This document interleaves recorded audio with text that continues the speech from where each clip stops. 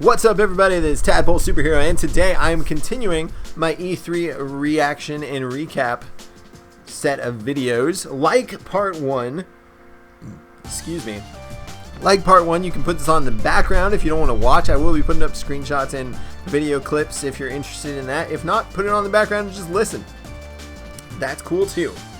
Today, and possibly this might be split into two parts, but I'm going to be talking about Nintendo's digital event and covering every single thing, as well as some cool stuff I saw throughout Treehouse Live throughout the week. So anyway, here we go. We're going to start from the beginning of the digital event. I'm going to go through each of the announcements and then give my impressions of the event, and then I'm going to cover more in depth some of the games from what I saw from Treehouse Live. So here we go. They started off the digital event with Nintendo Muppets, which is awesome. These were actually made by the Jim Henson, whatever it's called, the Jim Henson Company. Obviously, Jim Henson is no longer around, but it's still his company. I think it's Brian Henson, who is a big part of that and kind of had a big hand in creating these Muppets. So they're actual, like, Muppet, Iwata, Miyamoto, and Reggie, and it was hilarious. And they were talking, and then they transformed into Star Fox characters, Falco, Peppy, and Fox, and showed off Star Fox Zero is the official title now. Great way to start. It was just so cool seeing all this gameplay. The game looks awesome. Star Fox Zero looks great. It utilizes the gamepad as a cockpit view, and you use the gyro controls, the movement controls of the gamepad to get more precise aiming, but it's not required motion controls. You can do a lot of stuff with just the regular button and stick controls.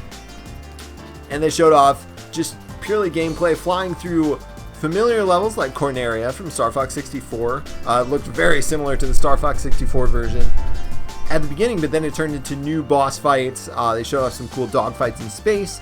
Also, they showed off that the R-Wing can transform into other vehicles. It transforms into this sort of raptor-looking walker, which is cool, as well as a gyrocopter that can hover and offers kind of a different form of gameplay. It can drop off a drone that can hack into computer systems. So it offers some new sort of gameplay to Star Fox with kind of a stealth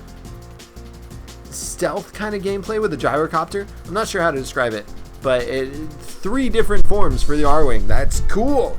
And then they haven't talked about it at all, but they did show that the Landmaster, the tank from past Star Fox games, can also transform into sort of a flying form, a flying tank.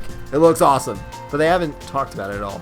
But anyway, Star Fox Zero looks great. They had a cool little developer story with Miyamoto talking about how he came up with the original concept for Star Fox and why he wants to call it Zero. It's basically a reboot of the Star Fox series, which I'll talk more about why I'm not a big fan of it being a reboot. Even though I'm very excited for the game itself, I'm not a fan of it being a reboot. I'll talk about that later.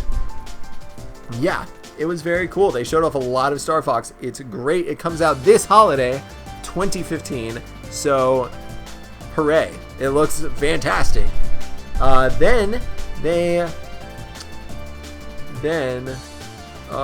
was next? Oh, yes. Next, they showed off that Amiibo are going to be making an appearance in Skylanders, which is the Spyro spin-off Toys to Life series that has been hugely profitable by Activision. They're going to have Donkey Kong and Bowser appearing in Skylanders, and these special toys made by Activision also can function as an Amiibo in Nintendo games. So that's cool. One thing I thought that really stuck out to me was, because I've been very disillusioned with Amiibo. They don't really... Nintendo basically was like, hey, toys integrating with video games is popular. Let's make toys that integrate with our video games. But they missed the whole point of the Toys to Life idea, which is bringing the actual characters to life in their own game. It's cool that they're including the characters in Skylanders. I mean, that's something. That's something more than what they're doing with Amiibo so far. So that is pretty exciting. I will admit, that's pretty cool. But I don't have Skylanders. Probably not going to get Skylanders. But it's an exciting step forward for Nintendo. Also, a cool thing was that the developer in charge of Skylanders, I think it's Superchargers, was talking about how Nintendo worked with them, and they originally were talking about certain abilities and forms for the characters, and Nintendo was like, you know, you guys seem to be playing it a little too safe. Go ahead and just do whatever you want to do something brand new and amazing, which I like that. And that reminded me of when they were talking about the development of Hyrule Warriors, and Koei Tecmo was initially very conservative in playing it safe with the Zelda characters, and then Nintendo was like, no, just go nuts, do your own thing. And that's encouraging, because Nintendo is basically saying, you know, let developers not only have our characters, but do something really unique and special with them, and put their own mark on these characters and properties, which is great. I love it. Again, I mean, I'm not going to get Skylanders, but I think that's a very cool step for Nintendo. Moving forward, this was an announcement that a lot of people were sort of like, about, but almost made me jump out of my chair, which is The Legend of Zelda Triforce Heroes, which is a multiplayer-focused Zelda game coming to the 3DS. It reuses assets from A Link Between Worlds. So it has that same art style. You can play with up to 3 players total, instead of 4 players like in Four Swords Adventures. And you can stack characters on top of each other. And instead of having this competitive sort of edge to it like Four Swords and Four Swords Adventures did, Triforce Heroes is very much a cooperative experience. You share a life bar, which is basically like Nintendo saying, cooperate or die, which I love that. And you're going through like really seriously designed Zelda dungeons and taking on a boss at the end, solving puzzles, fighting bad guys. Awesome, 100%. I like when Zelda does things differently. I really love the main series, and I'm glad that they don't like go completely nuts and completely redo the Zelda, what Zelda is. But I like these multiplayer games. I've always loved the idea of them, but I felt like they haven't really been fully realized, and this looks like a big step for multiplayer Zelda, and it's really exciting, and I want it right now. It comes out this fall, 2015, so that's cool.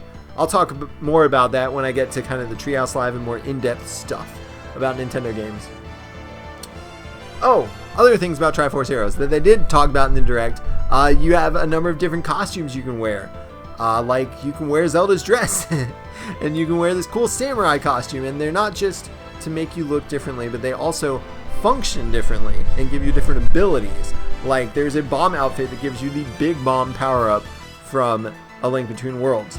The Kokiri clothes give you the upgraded bow from Link Between Worlds that fires 3 arrows instead of 1.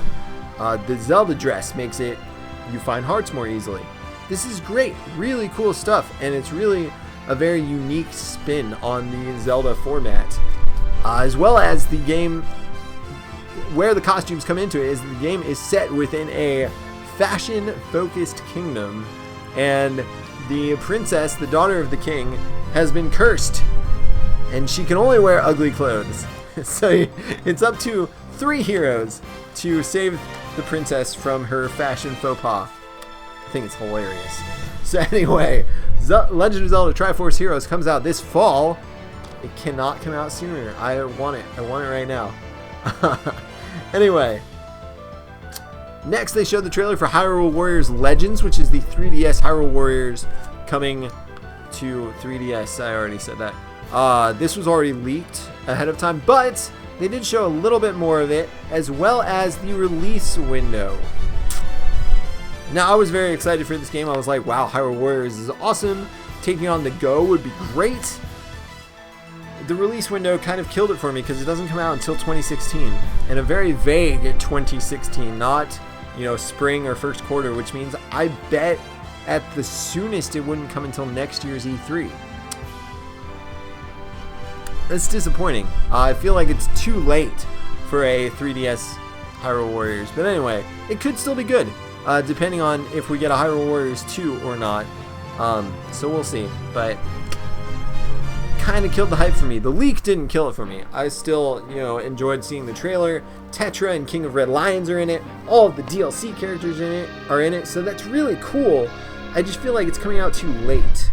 But we'll see. We'll see. I will reserve judgment, but it's kind of a little bit my excitement is much more muted for it now because of that release window. Next was something that has driven the internet into a frenzy, which is Metroid Prime Federation Force and Metroid Prime Blast Ball. People have been outraged, have been furious, have been angry about it.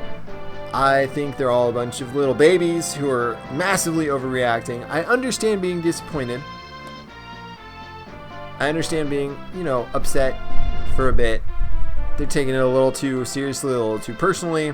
But honestly, I do think making them a Metroid title, not announcing it alongside a Metroid game starring Samus, I think was a bad move, marketing-wise for Nintendo.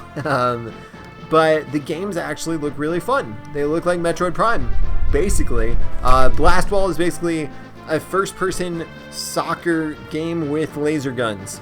Sign me up. That sounds awesome. And it looks really fun. Federation Force is basically an FPS Monster Hunter set in the Metroid Prime universe. That sounds and looks awesome. So I am excited for the games.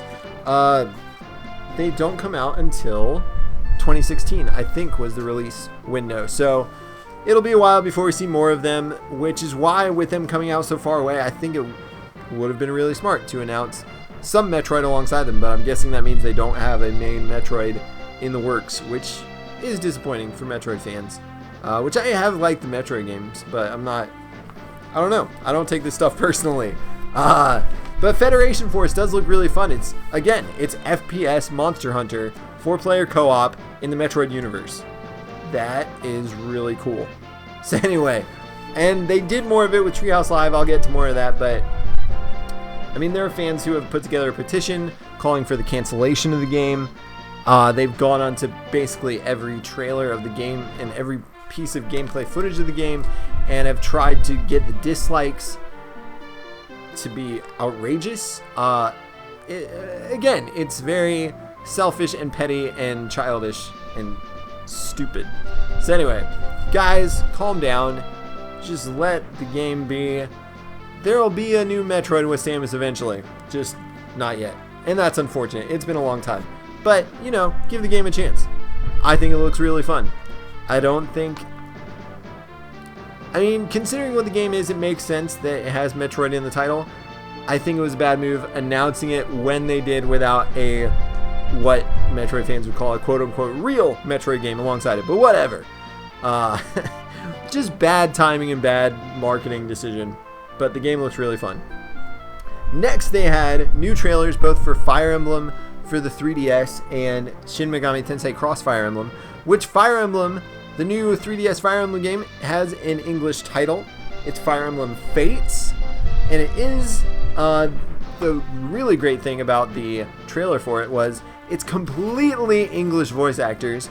Sounds fantastic, which means, it was just really cool. And it did show some new footage. It showed a lot of footage we'd already seen, but it was cool seeing it with the English voice actors and realizing, hey, this thing's really happening, The voices sound great. I really liked everything I heard. The new footage looks great, but it was a very short trailer just saying, hey, this game's coming, 2016. There you go. Have fun with it. And then the Shin Megami Tensei Fire Emblem trailer was very similar, except it didn't have English voice acting. That was the only difference. But it's basically, from what we've seen of it, it's J-poppy. It's a J-pop RPG is how I saw somebody describe it. And it looks. I am sold. I want the game. I know some people are very skeptical about it. That's fine. But that also got a short trailer and it's coming out 2016, just a vague 2016. Then we had Xenoblade Chronicles X, also got a very short trailer and got a release date, December 4th this year, 2015. So that's awesome. It's it's a game that's coming out this year. The game looks awesome, huge, beautiful, amazing. I want it. I need it. Yes, it comes out December 4th. Looks great, but it got a very short trailer, so not much else to say about it. Then they showed off some Animal Crossing. They showed off Happy Home Designer, which when they first announced it, it looked like kind of a small spin-off game, to be honest. It looked very bare bones. When they showed it off, on Tuesday, it looks like a full game. It looks really great. I'm not a big Animal Crossing fan. New Leaf was my first game in the series, and I had fun with it, but I also got bored of it. It's just not really a stimulating game for me. Happy Home Designer does have all the charm and adorableness that New Leaf does. It looks really cute and fun, and it's kind of a more... Animal Crossing in general is more about breadth. There's just so much to do. This looks like it's taking parts of that formula and going really in depth with it, with the decorating of homes as well as with the villager interactions. Looks really cool. It could be an even more personal Animal Crossing game. So I actually think it looks really fun and exciting. The thing that doesn't necessarily look as fun as Animal Crossing Amiibo Festival coming to the Wii U. Oh, by the way, Happy Home Designer comes out September 25th this year, so that's cool. Animal Crossing Amiibo Festival. People have been wanting an Animal Crossing for the Wii U. I think it works better on handhelds, but hey, whatever. One sec, I need a drink. You get thirsty from all this talking. But Animal Crossing Amiibo Festival is basically a board game, but Animal Crossing, and with required amiibo. So that's a thing. Yeah. Anyway, I mean, it looks cute, it looks fun, but it's kind of... why is really kind of the question. That forced amiibo for a board game kind of irks me. It's just, I don't like how Nintendo's using the amiibo, so that was, it looks cute, it looks fun, but it's also a game I will not get. And I would honestly be surprised if it sells well. But we'll see. Maybe there's more to it than just a board game. I don't know. But anyway, that was a low point. These things happen. And next they showed off more of Woolly World, which Yoshi Woolly World looks adorable. There were a lot of people saying, oh, a lot of people complaining, saying, oh, we already know the game's coming out. Stop talking about it. Why? The game's so freaking cute. I want to see more of it. Don't take away my fun. It looks cute. I wanted them to talk about it. I'm glad they did talk about it. They also had this adorable developer backstory of the lady who made the first Yarn Yoshi. And she was talking about going home and knitting it and putting it together, and she brought it in and showed it to the development team, and they fell in love with it. And that's the reason why the amiibo for Yoshi's Woolly World is a yarn toy. I love it. It's so cute. And then she ended with this quote, which I had to write it down, which is, most of all, I want people to feel happy when playing this game. Mission accomplished. It is the happiest game I've ever seen, and oh my gosh, it's great. It comes out October 16th, so I think it was pushed back a little more. I think originally they said September, but that's okay. October this year, October 16th. I can't wait. It's just, I want to feel happy playing this game. So, please. Then they revealed, after Yoshi's Woolly World, after Yoshi's Woolly World, they revealed that Yokai Watch, which is this big game in Japan, big franchise in Japan. It's kind of the new Pokemon for Japan. It has its own TV show. It's about catching monsters and using them in battle. It's coming to the US this year. When did they say? It's coming out this holiday. So, and the more, honestly, I mean, the trailer looked kind of goofy, but with Treehouse Live stuff of it, it actually looks really in-depth and really fun. So, and that's exciting that it's coming to America. It's basically it's a very different Pokemon game, basically, but it doesn't have any Pokemon in it. It looks really, really cute and really fun. So that's coming to the West. Awesome. Then they showed off, after Yokai Watch, Mario & Luigi Paper Jam. They are mixing the Mario & Luigi franchise with Paper Mario. Oh my gosh, this looks awesome. It looks fantastic. There were these great moments in the trailer showing off Paper Mario using his abilities, his folding into a paper airplane and doing stuff, and then being shuffled between the regular Mario and Luigi. It showed Paper Bowser meeting regular Bowser. Regular Bowser was basically like who's this jerk?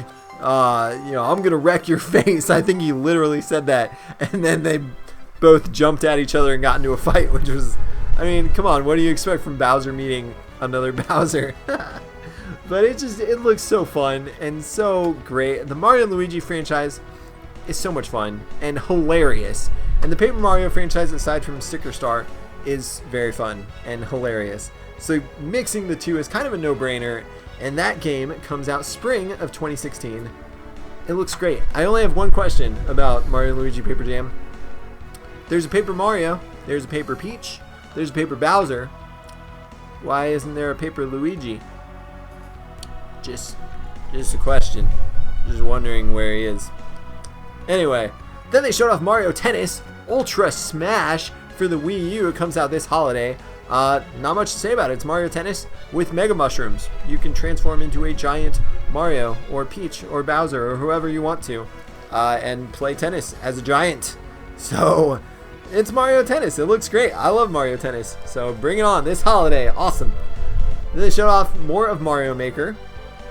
They gave this awesome developer backstory with Miyamoto and Tezuka talking about how they created the original Mario, talking about designing levels on graph paper, and then with Mario Maker, and they went really in depth with level design talk, which I love this stuff. They were talking about how they design levels and what makes a good level, and they described Mario Maker as game design training software. And it's kind of them saying, we love making games. We love designing levels, especially Mario, and we think that you'll love designing levels too. I love that passion behind this game, and Mario Maker looks fantastic. I'm really excited for it. But that developer backstory was just so wonderful.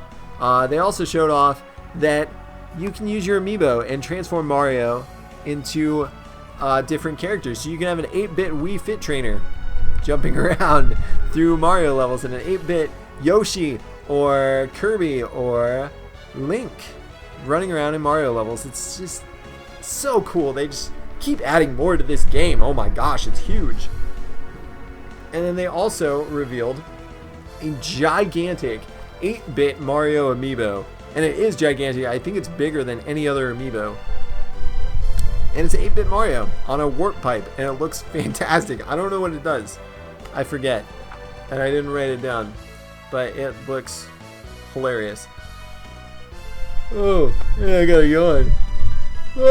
And then they also showed off that there's an art booklet that is going to come with the game, maybe just with collector's editions of it, I don't know, but it's so cute. And it shows off, and it's kind of both an art book, like just to say, oh, look at this cool artwork, and also kind of a reference if you're saying, I don't know what kind of levels to design. It gives you some cool ideas to get started with. I love that, and there's so much love being poured into this game, and I'm excited about it. And a lot of the negative response to Nintendo's digital event was kind of, oh, we already know about all these games. We know about Mario Maker. Well, yeah, but this game looks awesome. So what if you already know about it? That's what I don't get. Like, why does everything have to be new? This is really exciting, and it was so much fun to see just more and more being put into this game. And also, this year's the 30th anniversary of Mario, so of course they had to talk a lot about Mario. Duh. Especially Mario Maker. And it looks so great. They also did, strangely, tease that there are more 2015 games that they haven't announced. Makes you wonder why they didn't announce them at E3. But, okay then. Yeah, so that's my recap and my thoughts about the individual announcements of the E3 Nintendo Digital event. Next video, because this has been going on longer than I wanted it to, I'll give my impressions of the event as a whole, the digital presentation as a whole, and also talk about some other stuff from the Treehouse Live stream and other stuff that they talked about during E3. So stay tuned. Thank you guys so much for watching. This has been Tadpole Superhero talking about E3 2015, the Nintendo Digital event. What did you guys think of the digital event? Did you like it? Did you hate it? What was your favorite game announced during it? Let me know in the comments below. Thanks for watching, and I'll see you guys next time.